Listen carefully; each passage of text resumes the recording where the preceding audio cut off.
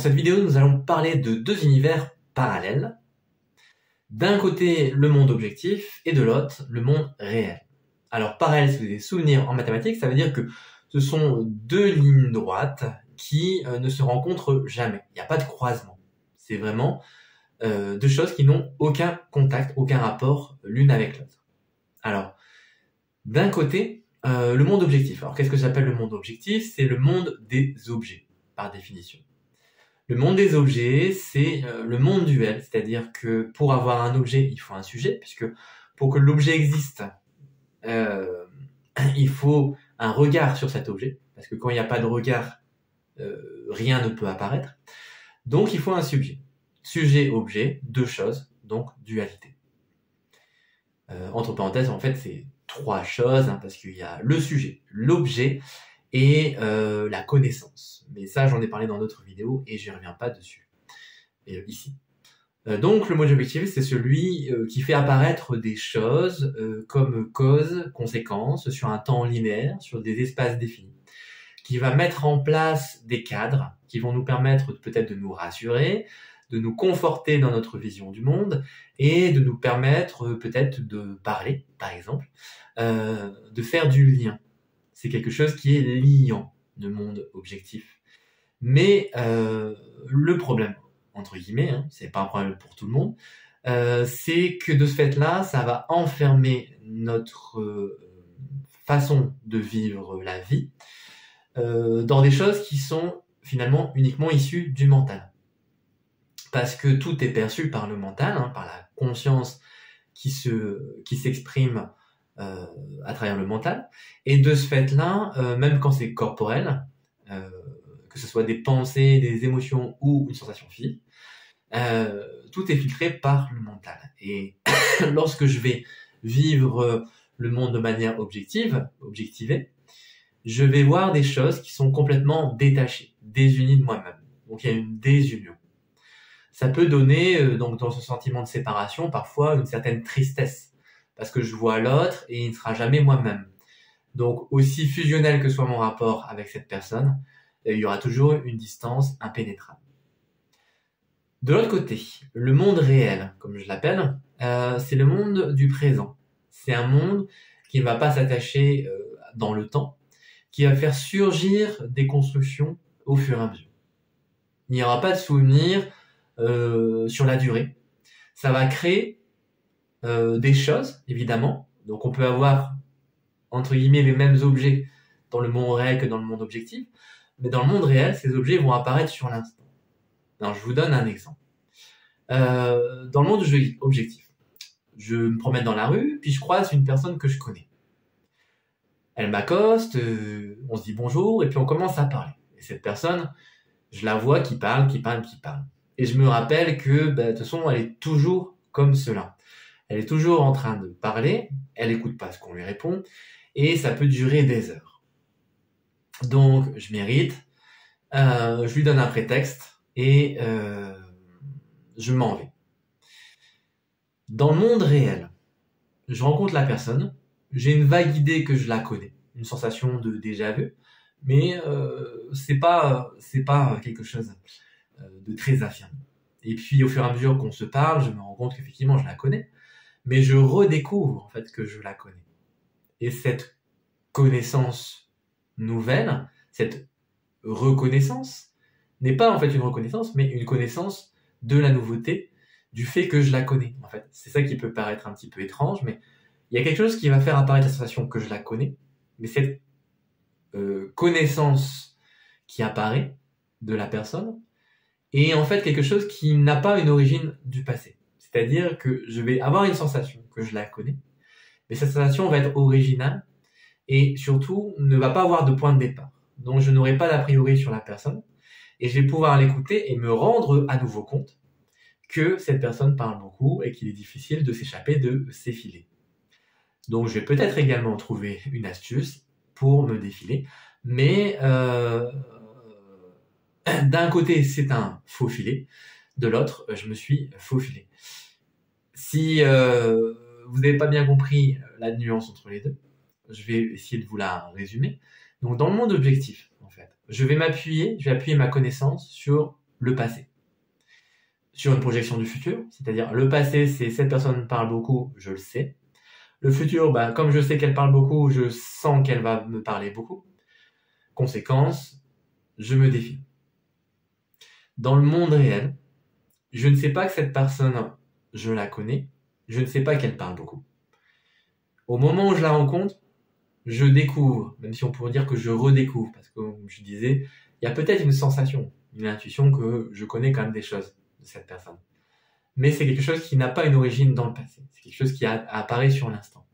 Et lorsque je découvre que cette personne a la babille facile, eh bien, je vais faire une décision originale qui n'est pas liée à un système mécanique en disant parce que cette personne parle beaucoup et que je le sais, je vais décider de me défiler. Non, c'est sur l'instant. Je vais peut-être avoir envie de faire autre chose, mais c'est sur l'instant. Donc, dans le monde objectif, il y a quelque chose où je vais vraiment me lier aux choses, aux autres, et puis du coup à moi-même, puisque c'est l'individu qui est cause de toute cette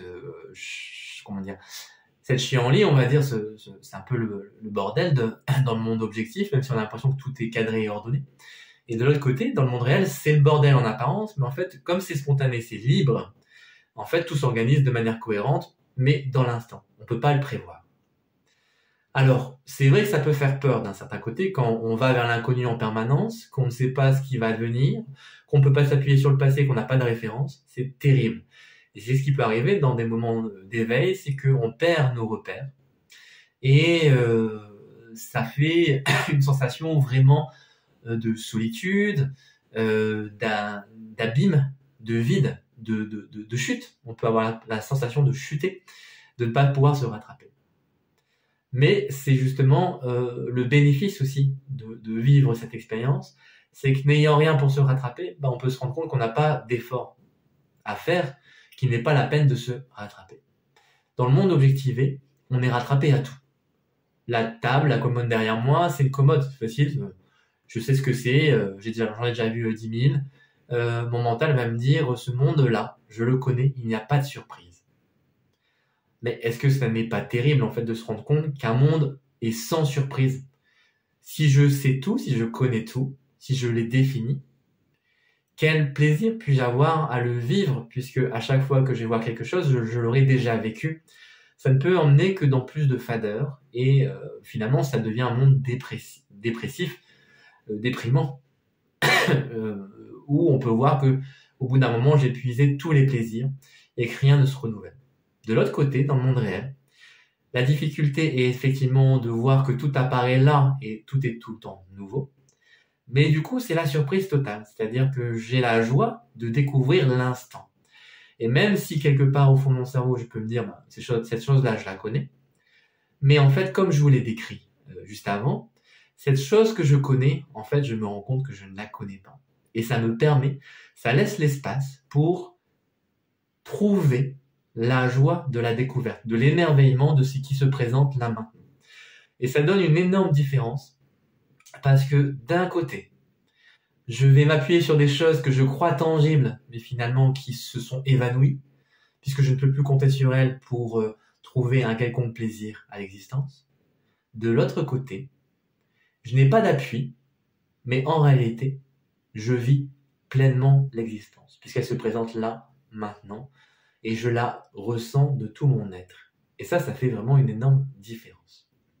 Si vous n'avez pas saisi tout ce que j'expliquais, vous pouvez repasser la vidéo en arrière. Si vous avez des questions, vous pouvez les poser en commentaire, n'hésitez pas, je vous répondrai avec plaisir. Si vous commencez à faire ce genre d'expérience, c'est très bien, mais je sais que ça peut être perturbant. Et de toute façon, il y a des hauts et des bas. Et il faut accepter que ça alterne, pas toujours dans la plénitude, le bonheur, la joie, le plaisir. La vie humaine est faite d'alternance. Par contre, il y a une conscience de fond qui parfois arrive au premier plan, parfois au second plan, qui nous fait vivre cette plénitude en permanence. Et on peut donc vraiment ressentir l'envie de passer du monde objectivé au monde réel, aller à la rencontre de cette réalité qui à la fois est inconfortable et en même temps d'une immense joie. C'est quelque chose qui vraiment, une fois qu'on y a goûté, peut vraiment donner envie d'y goûter encore plus. Mais il est vrai que pour les personnes qui ont eu très peu d'aperçu de cette réalité, déjà de un, ça n'existe pas, et deuxièmement, ça n'aurait aucun intérêt si c'était simplement raconté. Quoique, si vraiment on ne se sent pas bien dans sa vie, peut-être qu'il y a des appels comme ça de la réalité pour se retrouver, pour retrouver notre véritable nature. L'inconfort vient aussi à un moment donné quand on fait des allers-retours entre l'objectivation et l'aspect plus subjectif qui est le monde réel. Parce que ça donne une souffrance, parce que si on ne sait pas sur quel plan on est établi, est-ce qu'on est sur le monde des objets où il y a une relation d'opposition, enfin en tout cas de vis-à-vis entre l'objet et moi, et donc il y a une confrontation quand même, ou est-ce que je suis sur le monde de la réalité où il n'y a pas de confrontation, tout est un, mais les choses ne peuvent pas être saisies. Donc parfois quand on chemine, on va tanguer un petit peu à gauche, tanguer un petit peu à droite, et en fait il y a une souffrance, parce que quand on goûte à la réalité telle qu'elle est, et puis quand on vient dans le monde objectivé, il y a la souffrance, parce qu'on se sent séparé. Mais c'est plus confortable parce qu'on a un cadre et on peut s'appuyer dessus. Mais lorsqu'on repasse de l'objectivation à l'aspect subjectif de la réalité, on est libéré de la contrainte des limites, mais on n'a plus le confort. Donc on se sent aussi mal parce qu'on a perdu ce confort, cet appui. Et c'est donc l'aller-retour entre l'objectivation et la subjectivation qui va nous donner aussi beaucoup de mal à vivre les choses. Donc à un moment donné, comme pour tout, il faut choisir, même si peut-être à un moment donné, il n'y aura plus vraiment de différence et que l'évocation que je vous ai donnée ici ne sera plus que de simples mots, mais il y a des étapes où le choix est pertinent. Et voilà pourquoi je vous en parle. Je vous souhaite un bon cheminement. Passez une belle soirée ou une belle journée. À bientôt.